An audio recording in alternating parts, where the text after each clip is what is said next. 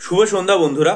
অনেক পরীক্ষার্থীরাই বারবার যেটা জিজ্ঞাসা করছেন সেটা হচ্ছে ডব্লিউবিসিএস পরীক্ষার সিলেবাস তারা কোথায় পাবেন।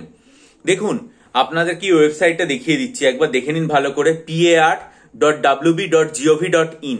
এখানে দেখুন যে ইম্পর্টেন্ট নোটিশ সেকশনটা রয়েছে, তার 2 নম্বরে যে জিনিসটা রয়েছে সেটাই হচ্ছে ডব্লিউবিসিএস এর যে সিলেবাসটার কথা এতদিন ধরে বিভিন্ন জায়গায় আলোচিত হচ্ছে, সেটা gazette notification regarding proposed amendment in the West Bengal civil service executive recruitment rule 1978 regulating to the WBCS executive etcetera examination.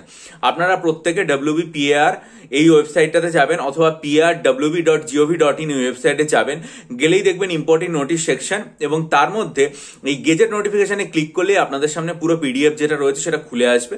আশা করি এখান থেকে আপনারা প্রত্যেকে দেখে নিতে পারবেন। আমি আবারও বলছি, যে প্যাটার্ন এখন চলছে, যে প্যাটার্ন পূর্বে ছিল এবং যে প্যাটার্ন ভবিষ্যতে থাকবে সব একই রকম রয়েছে, অর্থাৎ MCQ পুরো প্যাটার্নটাই রয়েছে। প্রিলিমসের এবং মেইনসেরও 800 নম্বর হচ্ছে MCQ, আর 800 নম্বর যেটা সেটা হচ্ছে ডেসক্রিপটিভ বাংলা ইংরেজি অপশনাল সাবজেক্ট। জাস্ট একটা নতুন অপশনাল সাবজেক্ট যুক্ত হয়েছে, এটা নেপালি, যেটা আগে ছিল না। সেই বেসিসটা এখানে পরিষ্কারভাবে উল্লেখ করা দেওয়া হয়েছে। তবু আপনারা চক্ষুকর্ণের বিবাদ ভঞ্জন করার জন্য অবশ্যই এটা দেখে নিতে পারেন। আর একটা জিনিস অনেকে আমাকে জিজ্ঞাসা করছেন, সেটা হচ্ছে মিসলেনিয়াস পরীক্ষার ক্রোনোলজিক্যাল অর্ডার যেটা, এটা আমি তো দেখুন আমি তো অ্যাডমিট কার্ড দেখতে পারি না, ফলে আমাকে অনেক পরীক্ষার্থী, অন্তত 25-26 জন পরীক্ষার্থী আমায় মেসেজ করেছিলেন বিগত 2-3 দিনে যে মিসলেনিয়াস পরীক্ষাতে এবারে যেটা দেখা যাচ্ছে সেটা হচ্ছে ক্রোনোলজিক্যাল অর্ডারে অ্যান্সার লিখতে হবে।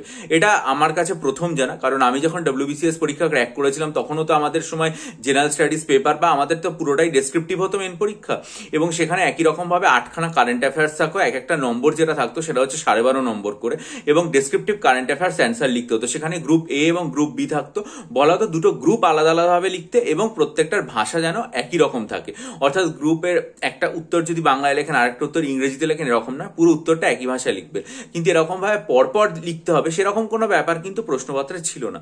কিন্তু এবারে নাকি অ্যাডমিট কার্ডে এরকম নির্দেশিকা জারি হয়েছে যে উত্তর যেগুলো রয়েছে সেগুলো ক্রোনোলজিক্যাল অর্ডারে আর কি লিখতে হবে। সেক্ষেত্রে আমি পরিষ্কারভাবে পরীক্ষার্থীদের বলবো যে আপনারা নিশ্চয়ই আপনাদের অ্যাডমিট কার্ডে যে নোটিশ দেওয়া আছে সেটাই নির্দেশ দেওয়া আছে সেটা ফলো করবেন, অর্থাৎ যেটা 1 নম্বর আছে সেটা প্রথমে লিখলেন, তারপর 2 নম্বরটা লিখলেন, তারপর 3 নম্বরটা লিখলেন, কারণ এইভাবে লেখাই ভালো। কারণ পাবলিক সার্ভিস কমিশন যেখানে নোটিফিকেশন করে জানিয়ে দিয়েছে সেখানে অবশ্য তাদের সেই আর কি নির্দেশিকা মেনেই পরীক্ষা দেওয়া উচিত, কারণ ভবিষ্যতে অন্যরকম ভাবে লিখলে যদি নম্বর কম নেন সেই রিস্ক কখনোই নেওয়া উচিত না। আর একসাথে আমি বলবো আপনারা যখন প্রশ্নপত্র পাবেন তখন সেই প্রশ্নপত্র এবং অ্যান্সার স্ক্রিপ্ট যেটা রয়েছে দুটোর প্রথম পাতায় যে ইনস্ট্রাকশন থাকে সেটা খুব ভালো করে মনোযোগ দিয়ে পড়ে নেবেন।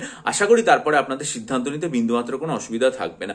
আর যদি মনে করেন আসন্ন মিসলেনিয়াস পরীক্ষার জন্য ডেসক্রিপটিভ বাংলা, ডেসক্রিপটিভ ইংরেজি, ডেসক্রিপটিভ কারেন্ট অ্যাফেয়ার্স এবং ডেসক্রিপটিভ অ্যারিথমেটিক স্টাডি মেটেরিয়াল নেবেন, তার ডেসক্রিপশন বক্সে ইমেল আইডির মাধ্যমে আমার সাথে যোগাযোগ করবেন। বহু পরীক্ষার্থী নিয়ে উপকৃত হয়েছে, আশা করি আপনারাও উপকৃত হন। ভালো থাকুন, বিজয়ী হন, সফল হন। চ্যানেলটা সাবস্ক্রাইব করে বেল আইকন প্রেস করুন, আপনাদের মূল্যবান মতামত দিয়ে আমায় ঋদ্ধ করুন, ভিডিওটা হাইপ দিয়ে অনেকের কাছে পৌঁছে দিন এবং ভালো থাকবেন।